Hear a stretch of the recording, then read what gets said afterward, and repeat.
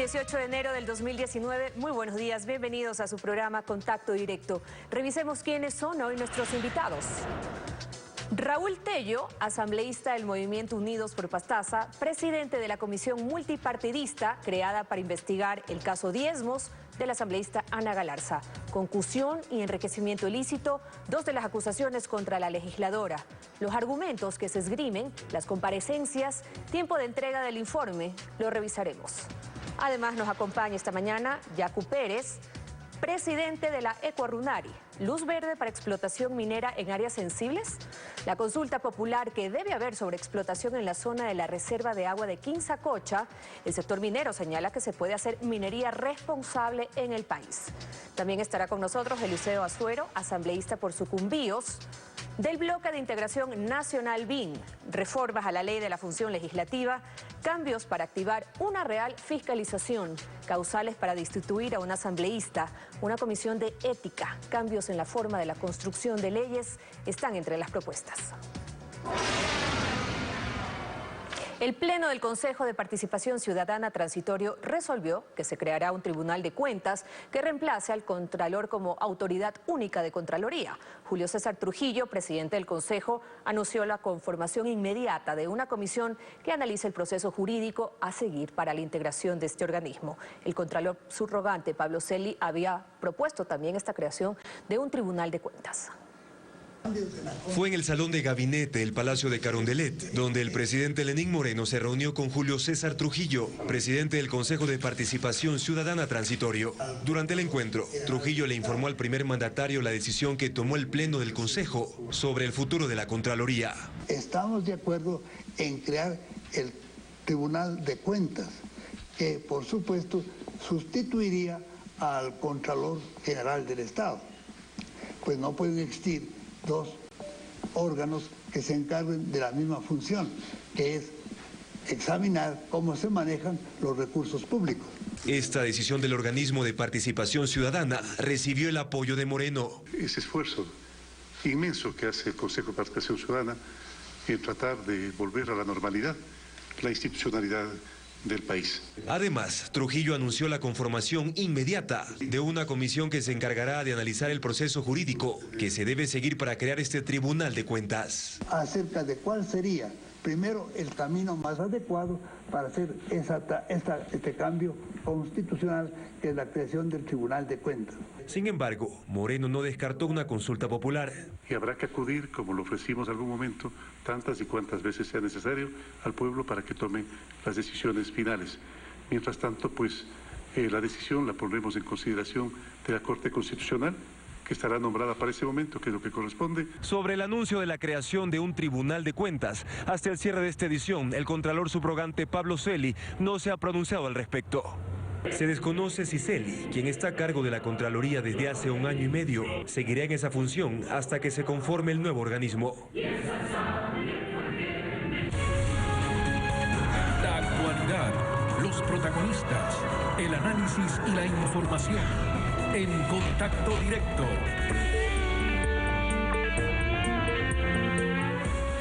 Hola Lenín, ¿cómo estás? Buen día. Buenos días, Denise. Buenos días a todos quienes nos acompañan a esta hora. Con el voto de 126 legisladores, la Asamblea Nacional resolvió el martes anterior conformar una comisión para que se investiguen las denuncias en contra de la asambleísta Ana Galarza. A la legisladora de Creo se la ha señalado por una presunta concusión, enriquecimiento ilícito y uso doloso de documento falso. El ingeniero Raúl Tello, legislador independiente, preside esta comisión.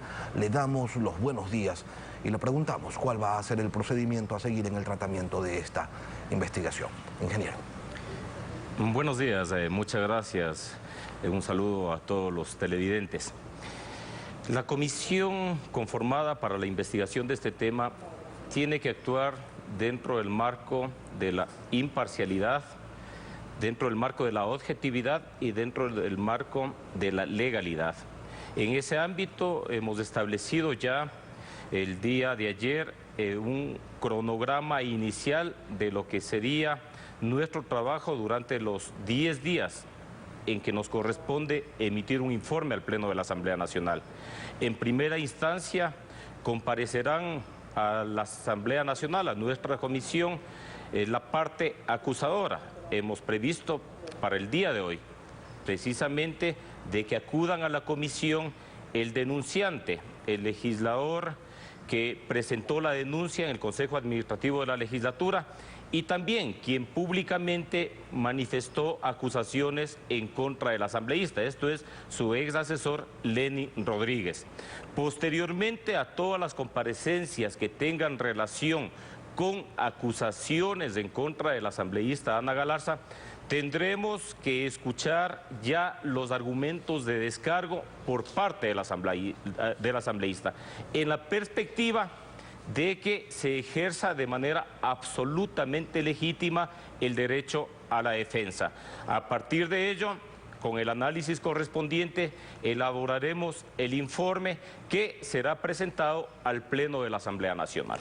Ahora, usted dice que tienen que actuar en el marco de la objetividad, de la imparcialidad y de la legalidad, pero si una de las 3 integrantes de esta comisión especial para investigar las denuncias contra Ana Galarza es compañera de bancada de Ana Galarza, la otra es compañera de bancada del denunciante, allí no va a haber objetividad y difícilmente haya imparcialidad.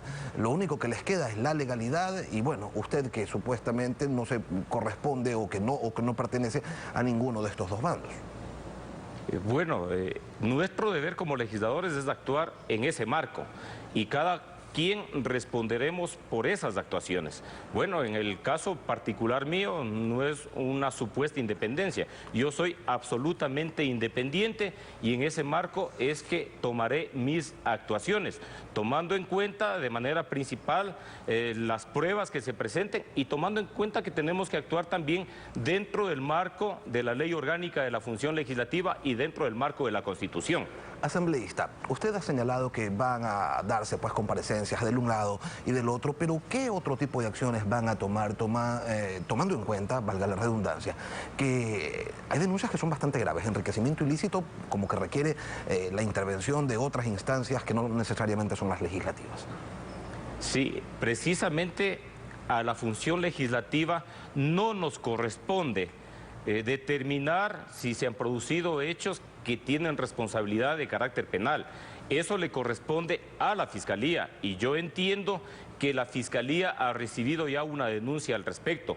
Nosotros vamos a actuar dentro de lo que determinan las prohibiciones que tienen los legisladores y que está establecido en el artículo 163 de la Ley Orgánica de la Función Legislativa. No podemos actuar fuera de ello, porque las competencias para determinar responsabilidades de carácter penal no le corresponden a la Asamblea Nacional, le corresponden a los órganos de justicia y en este caso es la Fiscalía General del Estado la que tiene que investigar al respecto. Lo que sí puede hacer la Asamblea Nacional es que si se determinan esos indicios, también remitir el expediente a la Fiscalía General del Estado. Pero nosotros bajo ningún punto de vista nos podemos arrogar funciones, porque además no tenemos la capacidad ni legal ni capacidad logística para hacer aquello. Es decir, ¿le van a pedir o no ustedes a la unidad de análisis financiero, por ejemplo, que les remita un análisis de las cuentas de Ana Galarza?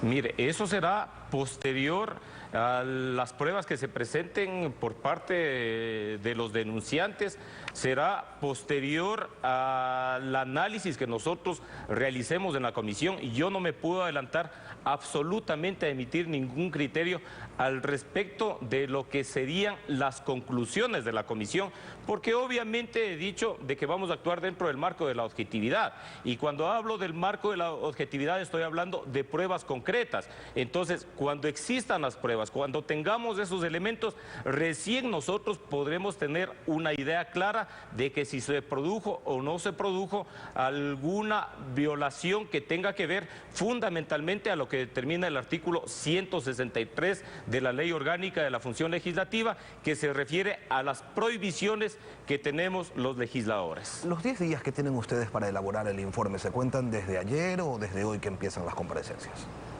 Se cuentan desde el día en que fuimos notificados. Esto es el día miércoles. Okay. Allí fuimos notificados. A partir de ello se realizó la convocatoria. El día de ayer se nominó al presidente y se determinó un cronograma inicial.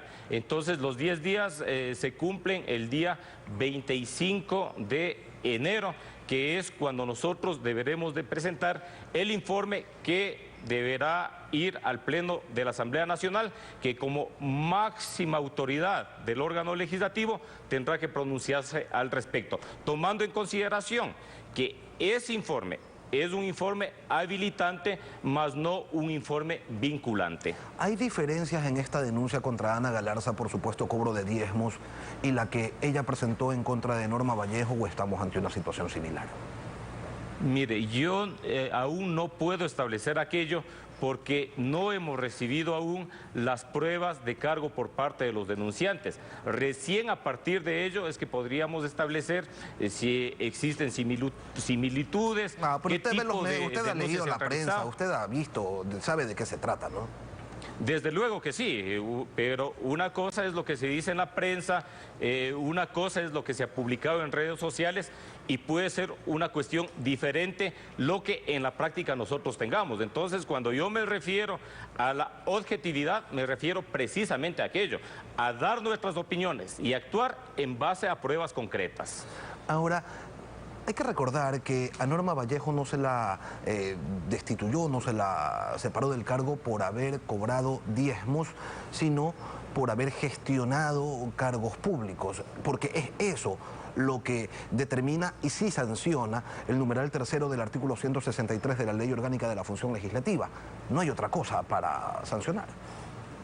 Sí, efectivamente, nosotros tendremos que ajustarnos a la ley, nosotros tendremos que ajustarnos a lo que dice el artículo 163 y establecer si existen las pruebas que determinen que el asambleísta incumplió algunas de las prohibiciones que están establecidas allí.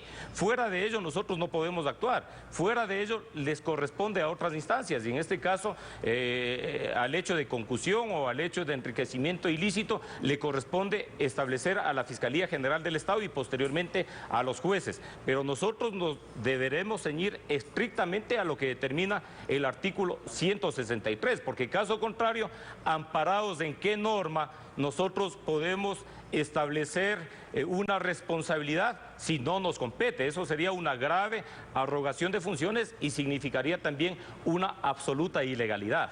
Es por ello, le pregunto, que no se investiga, que no pasa nada con aquellos legisladores que son prestamistas, que son chulqueros, que prestan, facilitan cientos de miles de dólares y no tienen cómo justificar el origen de esos recursos. ¿Es por eso que no se hace nada allí? Mire, al igual que cualquier ecuatoriano, los asambleístas estamos sometidos a la Constitución y a las leyes de la República. Sí, pero yo le pregunto en la Asamblea, ¿por qué no se investiga esto? ¿Porque no tienen un marco que les permita sancionarlo? Precisamente nosotros no tenemos un marco que determine la posibilidad de sancionar aquello. Porque para sancionar aquello, ¿qué es lo que se tiene que esperar? Se tiene que esperar que en primer lugar existe el pronunciamiento de las autoridades judiciales y allí sí podría actuar la Asamblea Nacional, porque nosotros no tenemos la posibilidad legal de establecer responsabilidades de carácter penal. Eso no nos corresponde ni constitucionalmente ni legalmente. Ahora, a ustedes como comisión les va también tocar valorar uno de los argumentos de descargo de Ana Galarza, que es que esto se trata de una persecución política. Sobre aquello habrá que presentar las pruebas del caso, tenemos entendido. Ella ha manifestado aquello, si se ratifica en que se trata de una persecución política, también deberá de presentar, cuando tenga la oportunidad en la comisión, de presentar las pruebas que corresponden y en base a ello nosotros haremos una valoración objetiva y concluiremos en alguna cuestión que será informada al Pleno de la Asamblea Nacional. Pero previamente no podemos emitir un pronunciamiento si no contamos aún ni con las pruebas de cargo ni con las pruebas de descargo. Raúl Tello, presidente de la comisión multipartidista que investiga el caso de la legisladora Ana Galarza, gracias por venir esta mañana a Contacto Directo. Un gusto. Son las Muchas 7:15. Gracias a usted y continuamos con Denise. Cuando regresemos, Yacu Pérez, presidente de la Ecuarruranari, los desacuerdos sobre explotación minera en el país. ¿Es posible hacer minería responsable en zonas sensibles? Manténgase en nuestra sintonía.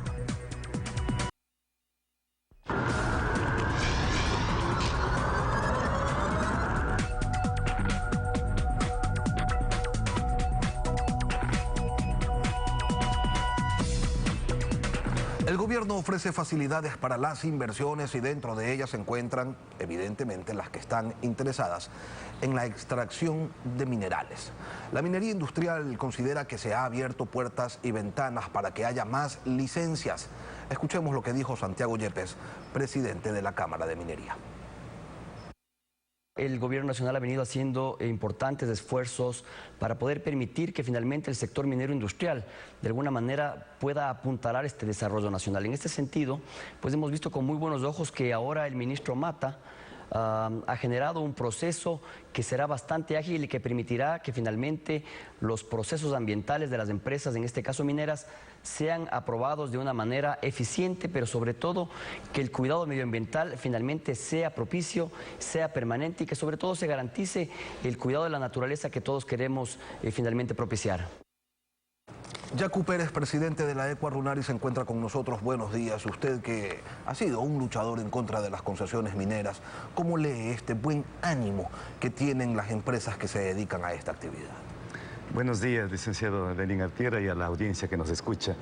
En efecto, ellos están muy contentos porque tanto el gobierno de Correa como el actual gobierno están dando todas las facilidades a los capitales nacionales y transnacionales en materia extractiva minera.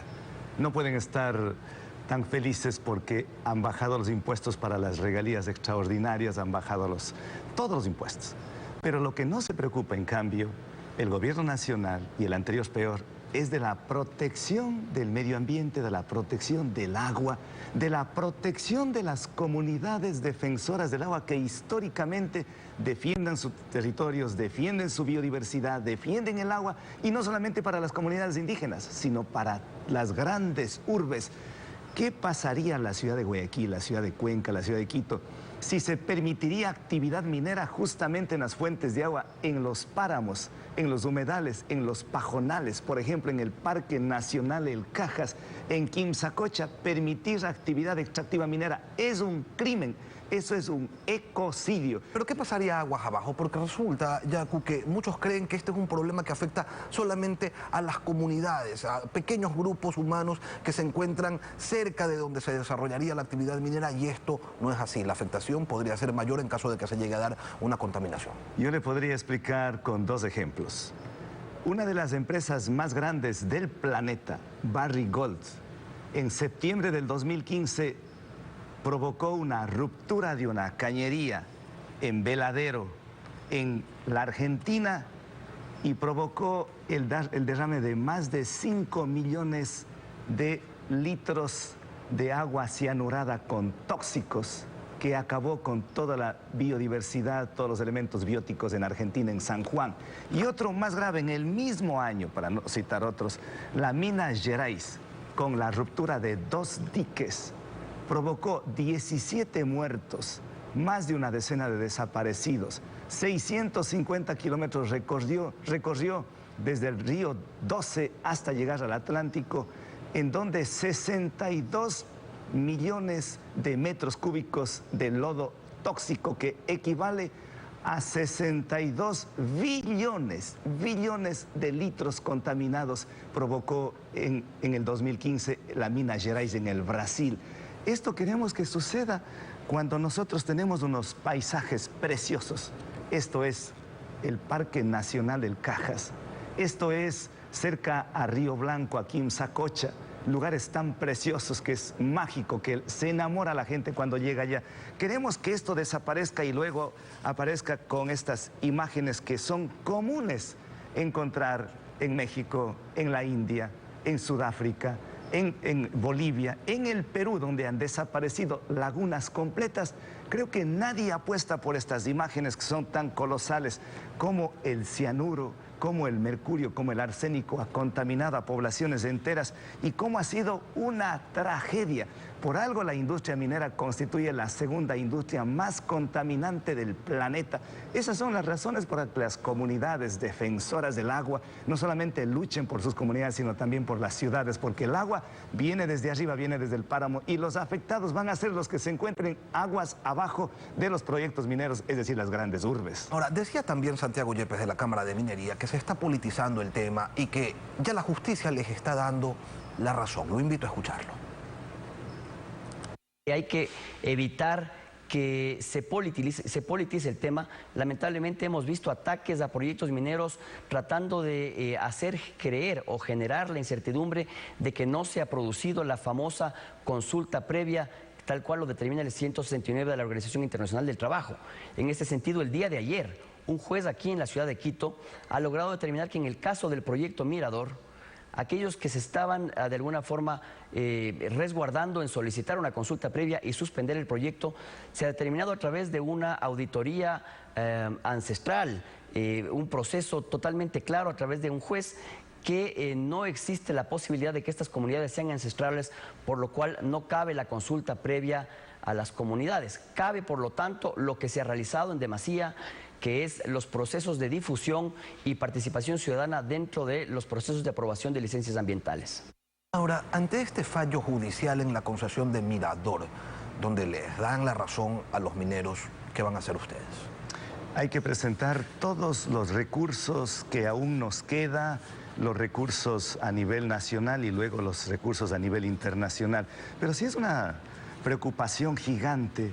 Mientras antes era una estepa verde Cóndor Mirador, hoy que está a medio hacer la actividad minera en Tundaime, en Cóndor Mirador, así está este rato. Eso justifica una actividad extractiva de esta naturaleza. Pero también hay que decirles que la justicia nos dio la razón y no quiere cumplir el Estado y las empresas mineras, como en Río Blanco, después de una lucha de casi 20 años, igual que en Quimsacocha. La justicia, el juez valiente, Paul Serrano, dijo: pare la concesión minera porque no se ha realizado la consulta previa, libre e informada, aplicando con el artículo 57, numeral 7 de la Constitución y el convenio 169 de la OIT. Presentaron una impugnación, una apelación, y el Tribunal de Alzada también nos dio la razón, pero ahora no los quieren cumplir. Ventajosamente está suspendida y el pueblo de Molleturo, de la Suay, valió la pena la lucha. Y en el caso de Quimsacocha, allí debe haber una consulta popular. En Quimsacocha tiene que haber una consulta popular. En marzo del 2012 presentamos ese petitorio ante la Corte Nacional y la Corte Constitucional. Ventajosamente, tanto el Consejo Nacional Transitorio Electoral como el actual acaban de ratificar, y la próxima semana van a fijar fecha y hora para la consulta popular, para que no sea un tecnócrata desde Quito que pueda darnos decidiendo el futuro de los cuencanos, de los azuayos, sino que sea el pueblo quien decida el destino, el futuro de nuestros hijos. Solamente una reflexión: la defensa del agua es irrenunciable, y en el Azuay no vamos a permitir en otras partes que haya una contaminación del agua, porque el agua está cada vez más escaseándose. Desde el 1 de febrero, y ya mismo, en Ciudad del Cabo, se va a reducir el consumo a 25 litros por día las personas. Hoy están consumiendo 50 litros al día, mientras en Norteamérica consumen 300 litros diarios. Pero va a llegar el día cero en abril, en donde los grifos de agua se van literalmente a agotarse. Por eso es la defensa del agua. Ahora, ¿no cree usted que un país sin liquidez y un gobierno ávido de recursos terminará cediendo ante el ofrecimiento de 10.000 millones de renta en 4 años? Por ejemplo, Fruta del Norte, dicen que de allí van a salir miles de millones de dólares, recursos que el país, que los ecuatorianos necesitan, y con ese argumento pues se vende la idea de que la minería no necesariamente es una cosa mala.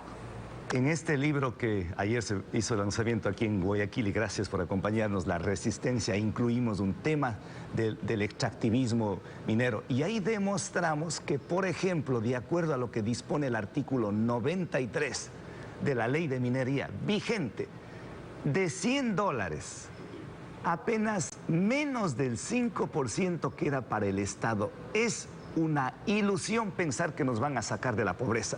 En el Perú, el departamento de Cajamarca, antes de que ingrese la minería, Newmont Mining Corporation, era el departamento que se ubicaba en el 4º lugar como el más pobre. Con la minería subió al 2º departamento más pobre en el Perú.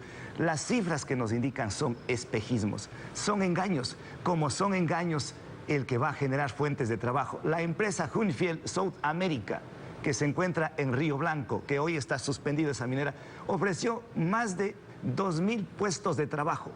Al momento de que inició la explotación minera, no hubo ni 120 trabajadores. Y beneficios para las comunidades también, que no llegan. En lo absoluto, no hay beneficios. Hay beneficios para cooptar, para comprar las conciencias inicialmente, pero después ya no.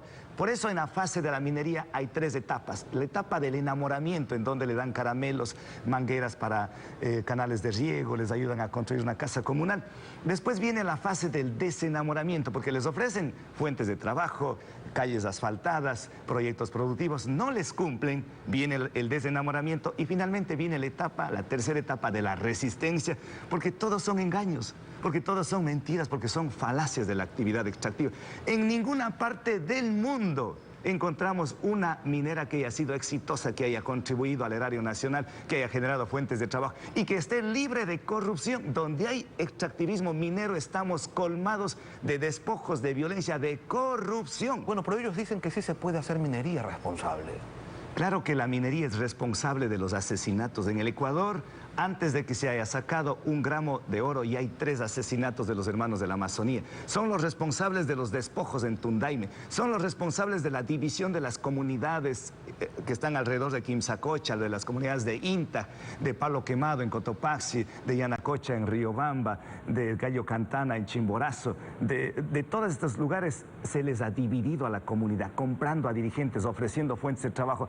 El padre defendiendo el agua, el hijo por una fuente de trabajo peleando a favor de la minería. Eso es lo lacerante de una comunidad que vive en paz, que vive en el suma causa, que respeta los derechos de la naturaleza, y viene una empresa foránea que arrasa con todo, que no respeta nada. Y lo malo es que el gobierno, en vez de proteger a quienes defienden el agua, quienes siembran y crían el agua, más bien la protegen a las empresas multinacionales. Yacu, pero el presidente Lenín Moreno ha llamado al diálogo. ¿Ustedes se han sentado a conversar con él, con sus ministros, le han planteado estos temas, los riesgos que ustedes consideran existe? Usted en el libro dice, toda mina contamina. ¿Se lo han dicho al presidente? Lo hemos manifestado al señor presidente. Tuvimos el diálogo el 11 de diciembre del 2017, más de un año que no nos hemos vuelto a reunirnos con él, pero él nos ofreció archivar las concesiones mineras que no hayan cumplido con consulta previa, y no lo ha archivado. Ofreció archivar las concesiones que no hayan cumplido con el mandato minero y con los estándares internacionales en materia ambiental. Tampoco lo ha cumplido. Entonces, ¿quién incumple? ¿Incumple el gobierno o incumplen las comunidades? Y por eso prácticamente el gobierno, como sigue otorgando concesiones mineras y sigue la hemorragia de concesiones mineras. Actualmente se habla de más del 15% del territorio nacional que estaría comprometido con la actividad minera. Y eso es una peor de las decisiones que toma el gobierno nacional, que no se preocupa por el futuro, que no se preocupa por los ecuatorianos que queremos respirar aire puro, que queremos tomar agua fresca, que queremos tener tierras fértiles para la producción. El Ecuador no puede ser una potencia minera porque no hay condiciones, pero sí puede ser una potencia ecológica. Puede ser una potencia agropecuaria, puede ser una potencia que desarrolle el turismo.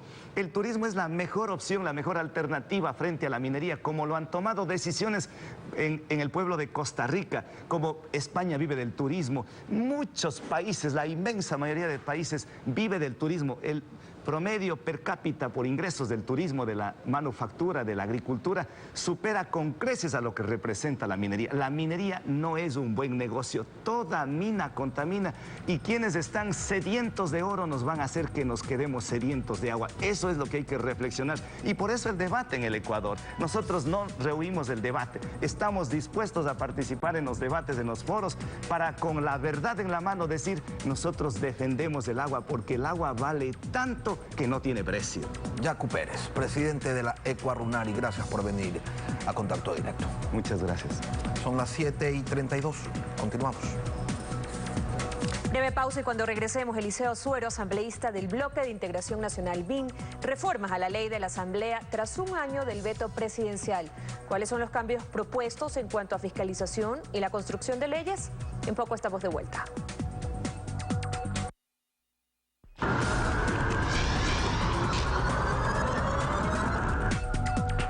En mayo del 2017, en su última sesión, la anterior Asamblea Nacional aprobó un paquete de reformas a la Ley Orgánica de la Función Legislativa. Un mes después, el presidente Lenín Moreno la vetó totalmente y por ello ha tenido que pasar un año antes de que este tema pudiera volver a tratarse. La Comisión de Justicia se apresta a tratar en primer debate estas reformas y cuáles son las novedades, cuáles son los principales cambios que se propone introducir a la ley. Se lo preguntamos a Eliseo Azuero, asambleísta independiente por Sucumbíos. Muy buenos días, legislador. Muy buenos días, Lenín, muy buenos días, ecuatorianos. Definitivamente, nosotros creemos que es necesario complementar fundamentalmente aquello que tiene que ver con los escándalos que se han generado de último tiempo, con la inconducta de algunos legisladores. Lamentablemente, el país ha perdido un código de ética que estuvo vigente desde el año 98 con la Constitución de entonces y fue reeliminado en el año 2008, más aún cuando la Asamblea o el Congreso del año 2001 consideró que era necesario elevarle a la categoría de ley orgánica. En este momento particular, la Comisión de Justicia y Estructura del Estado ha acogido un proyecto de ley presentado por Eliseo Azuero para establecerlo como un capítulo de la Ley Orgánica de la Función Legislativa a efectos de ampliar el contenido de la normativa que puede juzgar las inconductas de asambleístas que lamentablemente afectan la imagen de la primera función del Estado y afectan, por supuesto, al interés colectivo de sentir que en la Asamblea tiene una representación con ética y con deseos de servir a los ecuatorianos. Ahora, la Comisión de Fiscalización ha tramitado 9 pedidos de juicio político. 3 de ellos quedaron en el limbo porque la ley no era clara, se argumentaba y no establecía procedimientos que permitieran superar trampas que algunos legisladores se encargaron de operativizar. ¿Eso lo están resolviendo ahora? Por supuesto que sí. Mire usted, esto lamentablemente quedó en el limbo, pero en las propuestas, no solo de un legislador, de algunos legisladores, se prevé en estos cambios necesarios a la normativa que rige el comportamiento de los asambleístas para que en el evento de que hubiere este tipo de situaciones lo dirima el Pleno, que es el máximo órgano que tiene la Asamblea Nacional para que finalmente en ese escenario se defina los temas relacionados con los informes que infortunadamente quedaron en el limbo, como es el caso de a los que usted ha hecho referencia. Otro de los cambios está en las causales de destitución para un legislador. Se incorporarían temas como el cobro de cuotas y contribuciones que tan de moda está por estos días. Por supuesto que sí. Mire usted, en la entrevista anterior, por ejemplo, se le requería al asambleísta Tello que informe sobre qué base debía analizarse por parte de la comisión la inconducta presunta en la que habría estado inserta la asambleísta Ana Galarza.